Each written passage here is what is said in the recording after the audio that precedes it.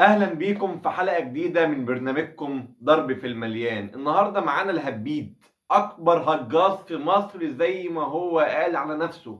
طبعا كلنا عارفين حكاية عبد الله السعيد والحوار اللي طلع اتكلم فيه مع جريدة امريكية مش بريطانية، زي ما كتير من اللي مش فاهمين حاجة طلعوا قالوا عليها بريطانية، وقال كلام ما كانش ينفع يعدي بالساهل. فمين يطلع بقى؟ رضا عبد العال.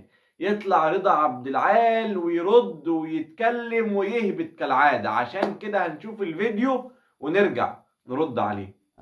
في كبت عنده فعايز يطلع الكبت ده، بس هو محق. ايه يعني هو عنده حق في ايه؟ وكل التصريحات اللي قالها كله الاهلي غلطان فيه. احترف بره. لا سنه إيه؟ هنبدا من البدايه. الاهلي غلطان. انا بكلمك من اول ما هو طيب الناس يبقى الزمالك من ورجع البدايه مرة النادي الاهلي غلطان في حته التفاوض معاه لما قعدوا معاه سيد عبد الحفيظ وقال له احنا كبرنا 7 مليون ولو مش عاجبك خلاص شوف مصلحتك.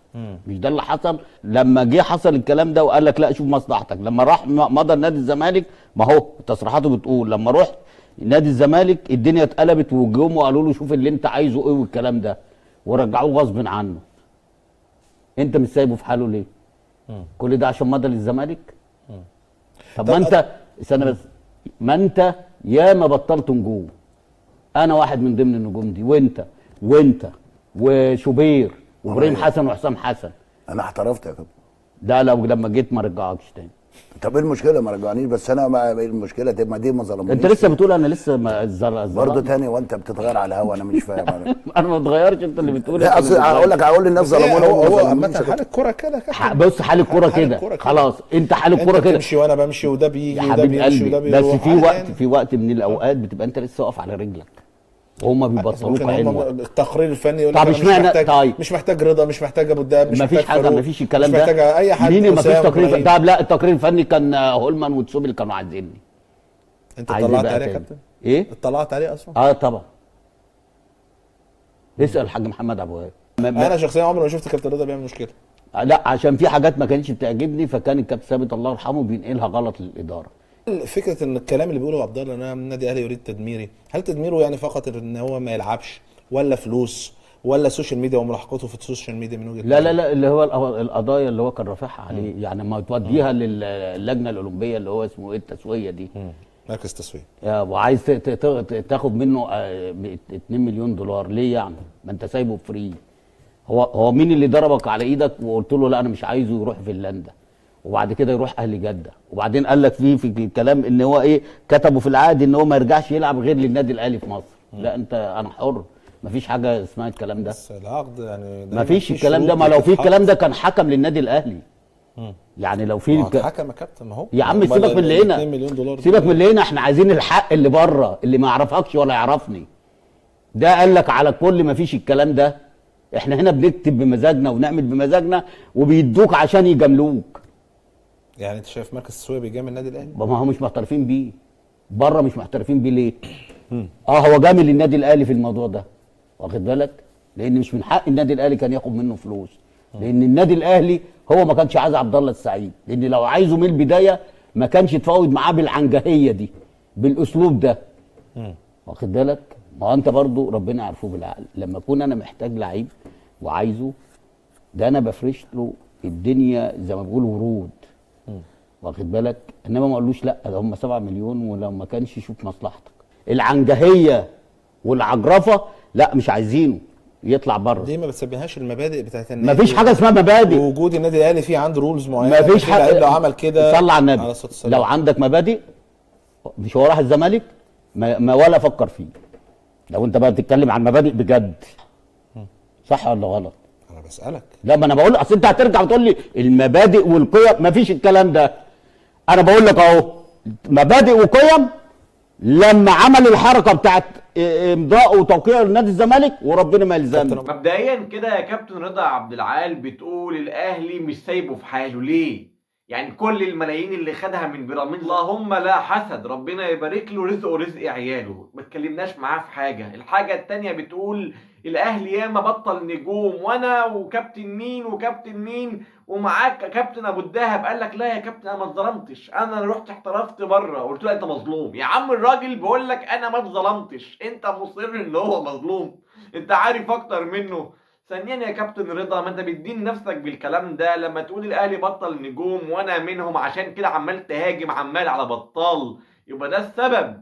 يبقى انت في حرقان كده في قلبك لا مؤاخذه من النادي الاهلي، عشان كده طول الوقت عمال تهاجم، طول الوقت عمال ماشي في خط واحد بس وسايب ناس تانية ما بتقدرش تجيب سيرتها. ليه؟ عشان المكالمة القديمة. بعد كده يا كابتن رضا، انت مصر تضلل الجمهور ليه يا كابتن رضا؟ مين اللي قالك ان العقد مكتوب فيه ما ينفعش يرجع لاي نادي في مصر الا الاهلي؟ انت بتجيب المعلومات دي منين يا باشا؟ العقد مكتوب فيه ما يرجعش يلعب في اي نادي في مصر الا بعد 3 سنين. ليه؟ عشان ما يبقاش نادي اهلي جدة كوبري. فالمفروض ده عقد ومحدش ضربه على ايده هو، وبدل بتقول انت اللي طلعته بلاش ومحدش غصب عليك للاهلي، لا قول له هو محدش غصبه على ايده ولا شربه حاجه اصفره يعني في 2 مليون دولار غرامه. فبالتالي محدش ضربه هو على ايده، لان الاهلي من حقه يكتب العقد اللي هو عايزه، ومن حق اللاعب يوافق او يرفض، واللاعب وافق. لكن بعد كده عمل النادي اللي كان فيه كوبري عشان يرجع بيراميدز. فبالتالي يبقى زي ما انت جيت بيراميدز وكمان اخليت بالعقد اللي بيننا وبينك، يبقى تدفع الغرامه اللي عليك. اللي بعد كده يا كابتن رضا، ومركز التسويه يا كابتن رضا جامل النادي الاهلي. مركز التسويه بيجامل؟ طيب زي ما هو حكم ليا في حاجات حكم عليا في حاجات، يبقى ازاي بيجامل؟ عيب عليك تقول الاهلي ما فيهوش لا مبادئ ولا قيم. انت كده بالنسبه لك يعني قلت حاجات اقل رد عليها ما ينفعش اقوله على الهوا. عشان كده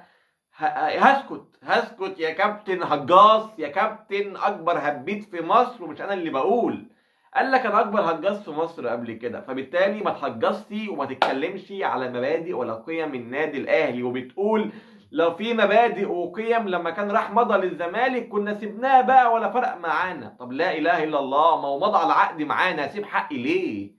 دلوقتي لاعب مكمل معايا وقعدوه قبل ما يمضوه، مضيت لاي حد تاني يا ابني؟ ما اتكلمش، قال لهم لا يعني ما مضيتش. فبالتالي مضى على عقد جديد، وتركي آل الشيخ راح جابه وظبط له الدنيا، وبعد كده رجع قال لك انا بالنسبه لي ماضي في الزمالك، وطلعوا الصوره اللي فضحوه بيها مصر كلها. فبالتالي المبادئ ان انا اجيبه الزمه بالعقد، لكن ما يلمسهاش معايا تاني، وده اللي الاهلي عمله. وبكده نكون ردينا على كابتن رضا عبد العال.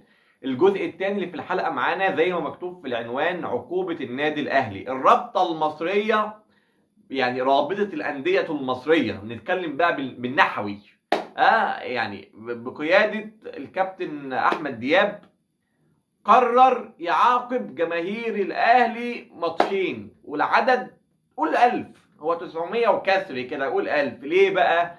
عشان السباب الجماعي في ماتش الداخلية. طب ليه يا كابتن احمد؟ يعني لو ديت عقوبة انا بسقف لك عليها وبقول لك الله ينور عليك، وانا مع القانون طالما ان في حد اخطأ، وانا مش بدافع على غلط، لكن هل الغلط ده طبقته صح؟ يعني العقوبة طبقتها عليه صح، ولا فصلتها كده زي ما انت عايز؟ ده اول سؤال وانا اللي هجاوب عليه.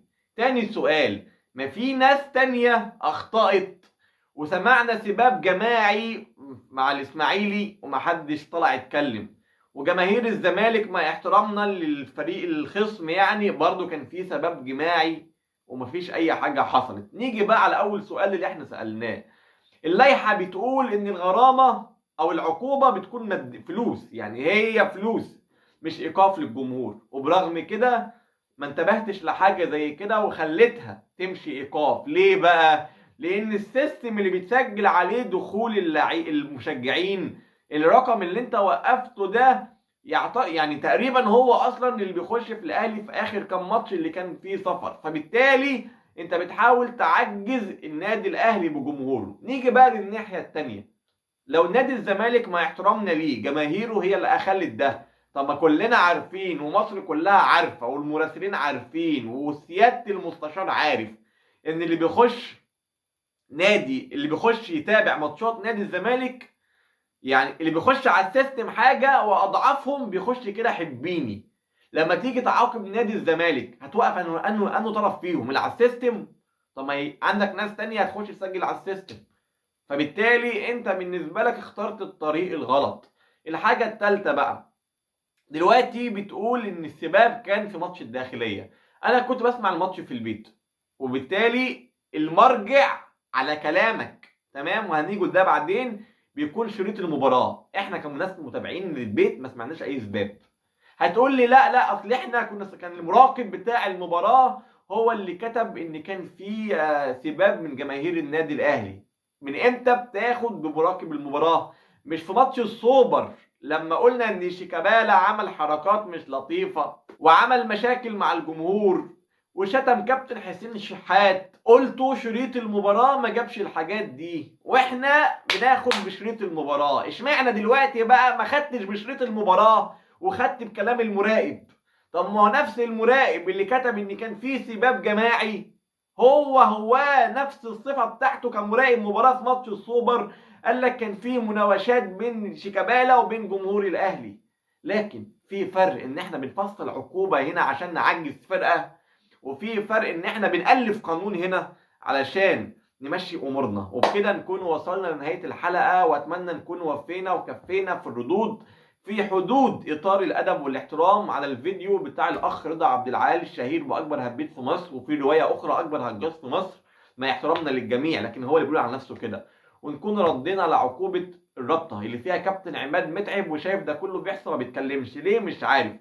على اي حال بشكركم، وبنفكركم باللايك والاشتراك في القناه وتفعيل الجرس، ونخليه الكل علشان دايما يوصل لحضراتكم كل جديد. وكمان نشير الفيديو لكل حبايبنا، وما ننساش اللايك وكمان رايك في التعليقات، يعني ده يهمني جدا ويفرق معايا جدا. وان شاء الله اشوفكم في حلقه جديده من برنامجكم ضرب في المليان. تحياتي.